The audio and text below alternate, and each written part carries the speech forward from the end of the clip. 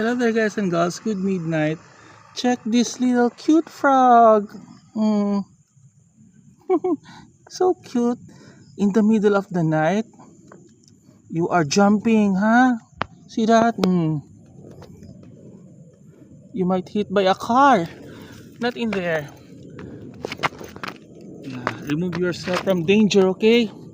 Go here in the woods, in the grass. Not in there. See that cute little frog? What kind of frog are you? Yan. Okay, go. Be safe, be safe. Yes. Come on. Yeah. Hide yourself in there, okay?